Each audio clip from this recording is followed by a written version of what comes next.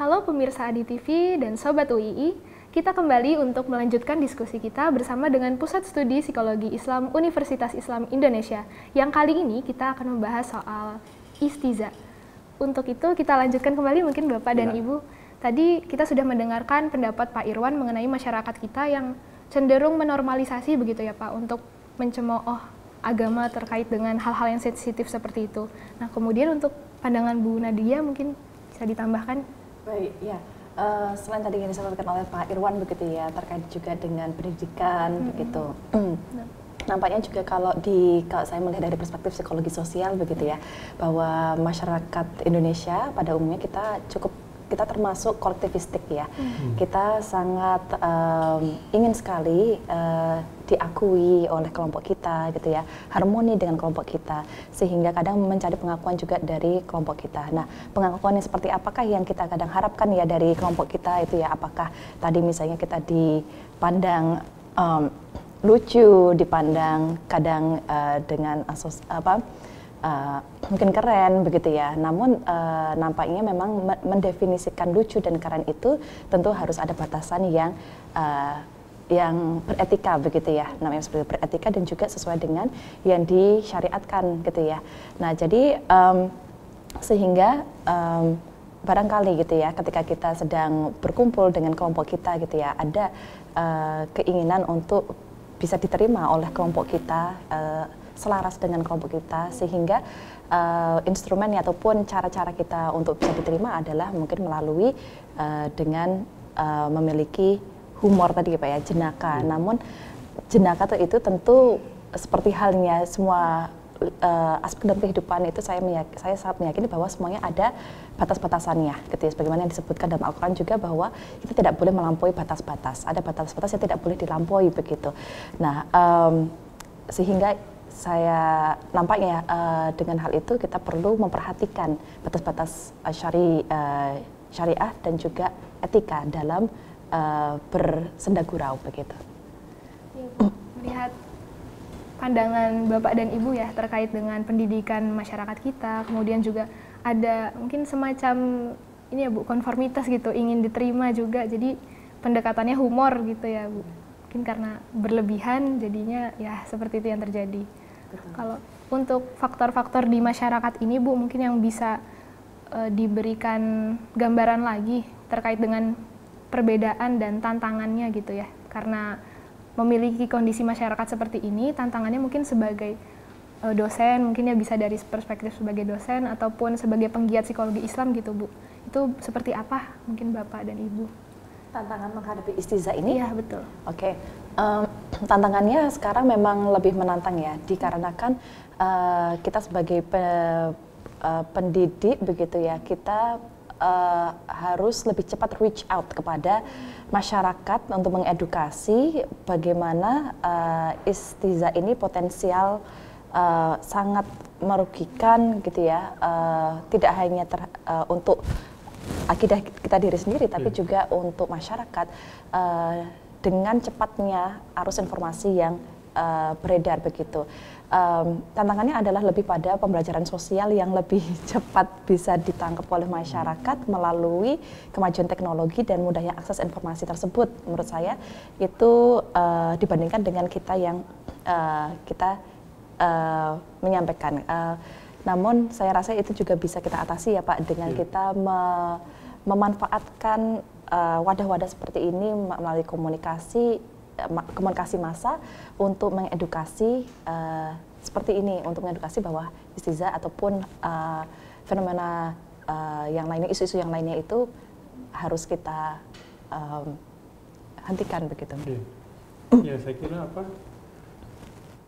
malah mungkin saya tantang psikologi UII, Pusat Studi Psikologi Islam, untuk bikin karya-karya kreatif yang itu dengan tentu bahasa-bahasa yang kekinian, bahasa mereka, sehingga identifikasi sensitivitas mereka terhadap ini ternyata ini gitu ya. Nah bisa jadi kenapa? Karena keakraban mereka terhadap hal yang seperti itu tidak tinggi, berakibat kenapa?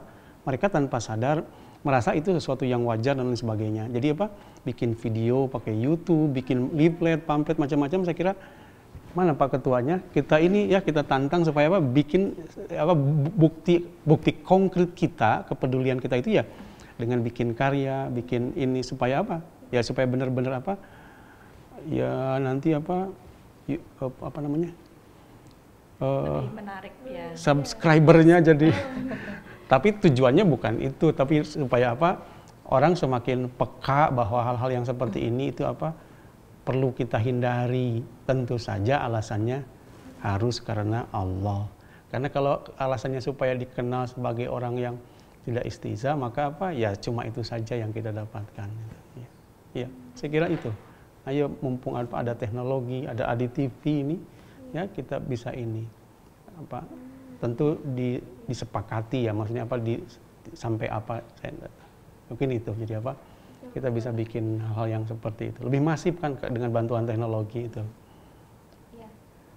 Karena ini juga teknologi ini seperti bermata dua gitu ya Pak ya. Mungkin sisi positifnya kita bisa lebih menggait banyak orang dengan mungkin menggunakan tren-tren yang kekinian juga seperti itu Pak. Tapi di sisi lain gitu ya Pak Bu, kan ini juga jadi salah satu sarana untuk justru memulai gitu ya, atau memicu atau menyebarkan istiza itu sendiri ya Pak Bu.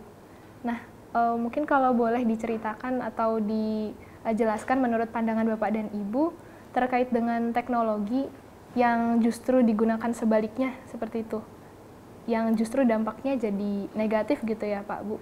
Itu bagaimana seperti itu? Karena kan juga ya itu tadi, untuk teknologi itu kan bermata dua seperti itu. Nampaknya tidak hanya teknologi saja yang bermata dua ya. Ilmu tertentu pun juga apabila itu juga bisa bermata dua apabila memang ada motivasi yang tidak lurus ya dalam memanfaatkannya. Ya misalnya kita belajar kedokteran gitu ya. Itu sebenarnya sangat mulia kita belajar kedokteran kan begitu ya, bisa membantu banyak orang. Tapi kalau misalnya kedokteran itu juga bisa dimanfaatkan untuk hal yang sifatnya corrupt ya, perilaku yang corrupt yang salah begitu, itu pun juga bisa. Sehingga menurut saya ya tadi sebenarnya teknologi itu bagaimana kita akan memanfaatkannya gitu ya, itu sangatlah bergantung pada kita. Nah, alhamdulillah kita sebagai seorang muslim gitu ya, apalagi generasi muda sekarang gitu ya, sangat melek teknologi begitu ya. Saya rasa sangat mudah untuk membuat video-video pendek edukasi yang catchy, yang ringan gitu ya, menarik gitu ya. Bagi sesama anak muda, kita tahu ilmunya bahwa ini tidak baik, kita tahu itu yang baik seperti apa. Saya rasa justru agent of change-nya itu ada pada anak generasi muda ini begitu ya, untuk bisa memanfaatkan teknologi dengan baik dan menyampaikan kebenaran begitu ya.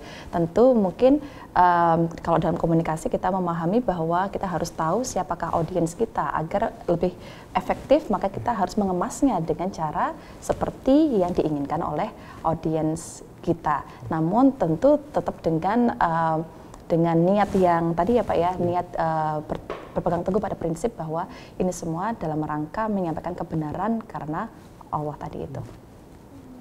Iya, ada satu contoh saya kira apa yang sepertinya berhasil. Minimal untuk saya sendiri membuat malu karena terkait wudhu. Itu ada anak kecil ngajarin wudhu, harus dihirup itu kan kayaknya kok asing gitu.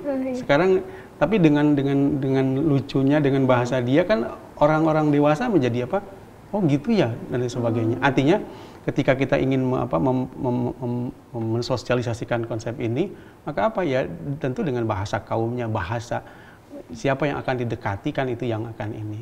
Karena kan orang yang cerdas itu adalah orang yang menyampaikan dengan bahasa kaumnya itu. Iya. Semoga ini jadi gambaran juga ya Pak Bu mengenai isu istiza secara mungkin lebih holistik, karena tadi pembahasannya dari komunikasi, dari pendidikan gitu ya Pak. Dan ini mungkin kita beralih karena ini sudah dapat gambaran ya. Semoga teman-teman juga sudah dapat gambaran mengenai apa itu istiza. Kita mungkin akan lanjut ke pembahasan mengenai sebab-sebab gitu ya Bu Pak. bagaimana istiza ini akhirnya bisa berkembang gitu atau bisa marak lagi di kalangan masyarakat kita. Nah, itu untuk masyarakat Indonesia sendiri ya yang memiliki keberagaman budaya dan juga selalu sensitif terhadap pembicaraan yang seputar SARA begitu ya Pak Bu. Mungkin ada faktor-faktornya secara psikologis mungkin atau dari pendekatan Islam itu bagaimana melihat masyarakat kita yang punya kecenderungan untuk sensitif terhadap rasa SARA itu Bu, Pak. Ya, baik. Ya. Ya betul Mbak Rista, memang nampaknya fenomena keberagamaan di Indonesia itu sangat dinilai tinggi ya oleh masyarakat kita pada umumnya. Artinya masyarakat kita adalah kita lihat saja dari Pancasila gitu ya, kita menjadikan sila pertama adalah dasarnya adalah ketuhanan yang Maha Esa. Kita bisa melihat diri kita di kancah internasional ya dengan negara lain, kita termasuk negara yang nilai-nilai agamanya itu terinternalisasi dengan sangat kuat begitu ya. Salah satu juga ini menurut hasil survei yang dilakukan oleh Gallup Poll pada tahun 2009 itu juga menunjukkan bahwa Indonesia termasuk negara yang memandang sangat penting peran agama dalam kehidupan.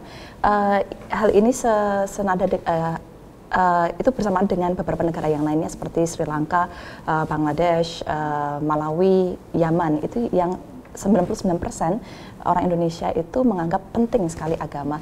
Selain itu juga ada sebuah research ya yang dilakukan yang disebut dengan Global Attitude Survey pada tahun 2018 yang dilakukan oleh Pew Research Center ya. 83% masyarakat Indonesia memandang bahwa agama memiliki peran yang sangat penting, bahkan lebih penting saat ini dibandingkan 20 tahun yang lalu. Begitu. Artinya kita bisa menyimpulkan bahwa kenapa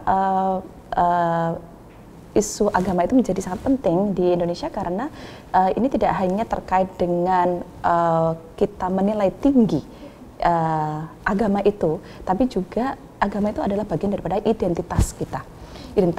Jadi menyumbangkan identitas yang positif bagi diri kita. Jadi ketika kita menganggap diri kita adalah bagian daripada kelompok tertentu yang kita pandang positif, sehingga apabila ada pencemoohan atau penghinaan terhadap kelompok yang kita identifikasi kuat dengannya, maka itu sama saja dengan Anda menghina saya.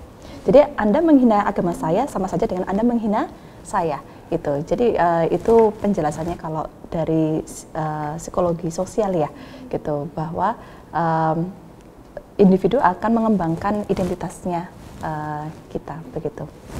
Ya. Iya, jadi kondisi yang kekinian yang disampaikan Bu Wanadia itu saya kira itu juga sebenarnya faktor yang sangat kondusif. Bagaimana itu dimaksimalkan kesadaran tentang pentingnya agama, mengapa agama itu penting, itu kemudian ditingkatkan lagi levelnya supaya hal-hal yang spesifik seperti ini, istiza ini menjadi lebih menjadi semakin populer, diinikan dan sebagainya.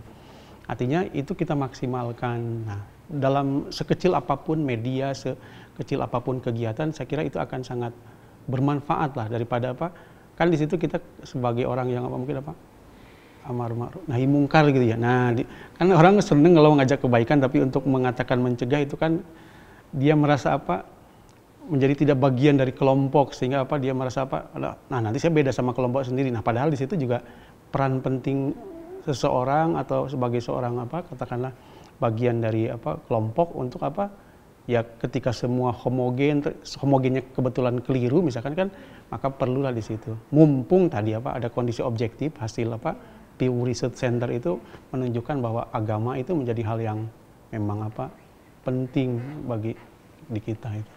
Ya. Betul Pak Bu. Nah, ini karena diskusinya makin seru ya. Ini sudah memasuki faktor-faktor yang mempengaruhi isu itu sendiri. Jadi mungkin kita ada break dulu Bapak Ibu. Dan untuk Sobat UII dan juga pemirsa Adi TV, kita akan kembali setelah jeda berikut ini.